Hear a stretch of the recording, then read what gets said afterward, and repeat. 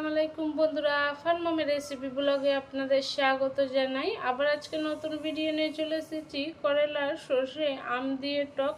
এই গরমে এই রেসিপিটাও অসাধারণ খেতে লাগে। গরমে অনেক সময় মুখের স্বাদটা পাল্টে যায়, অরুচ ভাব লাগে। এই রেসিপিটা গরম ভাতের সাথে খেয়ে দেখবেন মুখের স্বাদটাই পাল্টে যাবে, আর একবার খেলে এই রান্নাটা বারবার খেতে ইচ্ছা করবে।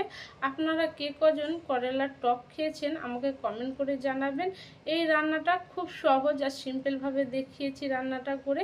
এই রান্নার জন্য কী কী নিচের কীরকমভাবে করছি পুরো ভিডিওটাই দেখবেন। আমার রেসিপি ভালো লাগলে আমার চ্যানেলকে সাবস্ক্রাইব করবেন, লাইক করবেন, কমেন্ট করবেন, শেয়ার করবেন, বেল আইকনটা দাবিয়ে দেবেন সবার আগে নোটিফিকেশানটা পাওয়ার জন্য।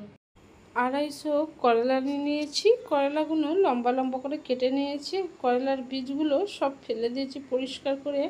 এর মধ্যে 1 চামচ নুন দিয়ে দেবো, কেন করলাতে অনেক তেতো থাকে। নুনটা দিয়ে দিলে করলা থেকে পানিটা ছেড়ে দেবে আর করলার তেতোটাও কমে যাবে। এই রান্নার জন্য একটা মশলা বানিয়ে নেবো। কী কী নিচ্ছি দেখুন। মিক্সির একটা জার নিয়ে নিয়েছি। এর মধ্যে 1 চামচ গোটা ধনে, 1 চামচ গোটা জিরে, 2 চামচ গোটা সর্ষে, কিছুটা কাঁচা লঙ্কা, 1 বাটি পানি দিয়ে ভালো করে মিক্সি জারে পেস্ট বানিয়ে নেব। সব মশলা ভালো করে মিহিন পেস্ট বানিয়ে নিয়েছি। দেখুন করলাতে নুন মাখিয়ে রেখে দিয়েছিলাম, দেখুন কতটা পানি বেরিয়েছে। ভালো পানি দিয়ে 3-4 বার পানি পাল্টে খুব ভালো করে ধুয়ে নেব। আর বাকি মশলা আমি রান্না করতে করতে দেখিয়ে দেবো, পুরো ভিডিওটাই দেখুন। রান্না করার জন্য কড়া নিয়ে নিয়েছি, এর মধ্যে তেল ঢেলে দেবো। তেলটা ভালো করে গরম হয়ে গেছে, কড়ার মধ্যে চাইরে নেব। এর মধ্যে করলাটা দিয়ে দেবো। করলাটা ছাঁকা তেলে ভাজতে হবে। এর মধ্যে 1/2 চামচ নুন দিয়ে দেবো। করলাটা ভালো করে লাল লাল করে ভেজে নেব।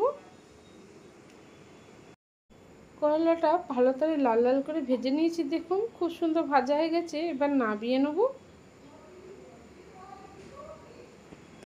করলা ভাজার তেলের মধ্যেই মিডিয়াম সাইজের একটা কাঁচা আম কেটে নিয়ে চুটে দিয়ে দেবো। আমটাও লাল লাল করে ভেজে নেব।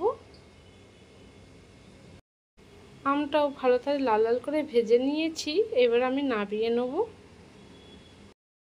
এই তেলের মধ্যে রান্না করে নেব। 1 চামচ কালো জিরের ফোড়ন দিয়ে দেবো। একটা মিডিয়াম সাইজের পেঁয়াজ বেটে রেখেছিলাম, ওটা দিয়ে দেবো।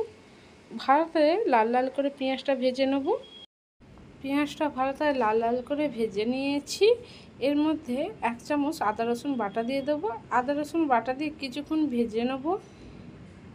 মিক্সির জারে যে মশলাটা বেটেছিলাম ওটা দিয়ে দেবো। মিক্সির জারে পানি বুলিয়ে একটু মশলাটা দিয়ে দেবো।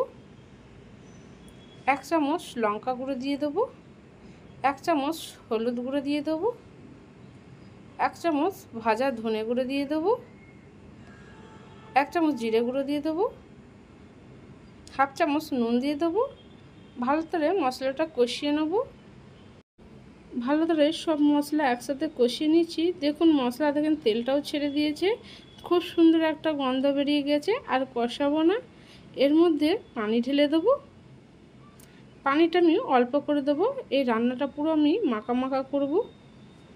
ভালো করে ঝোলটা ফুটিয়ে নেব। ঝোলটা ভালো করে ফুটে গেছে, নেড়ে নেব। এর মধ্যে ভেজে রাখা আম করলাটা দিয়ে দেবো। ভালো করে নেড়ে ঝোলের মধ্যে ডুবিয়ে দেবো। কিছুক্ষণ আবার ঝোলটা ভালো করে ফুটিয়ে নেব। ভালো করে ঝোলটা ফুটে গেছে, দেখুন তেল ছেড়ে দিয়েছে মশলা থেকে। নেড়ে দেখিয়ে দেবো। দেখুন এরকমই মাখা মাখা নামাবো। রান্নাটা কমপ্লিট হয়ে গেছে, গ্যাসটা বন্ধ করে দেবো। করলা সর্ষে আমের টক দিয়ে এই রান্নাটা আমার কমপ্লিট হয়ে গেছে। এই রান্নাটা খুব সুন্দর খেতে লাগে, বাড়িতে একবার অবশ্যই বানাবেন। আমি যেরকম করে রান্নাটা করে দেখিয়েছি, খেয়ে আমায় কমেন্ট করে জানাবেন। আমার রেসিপি ভালো লাগলে আমার চ্যানেলটিকে সাবস্ক্রাইব করবেন, লাইক করবেন, কমেন্ট করবেন, শেয়ার করবেন, বেল আইকনটা দাবিয়ে দেবেন সবার আগে নোটিফিকেশানটা পাওয়ার জন্য।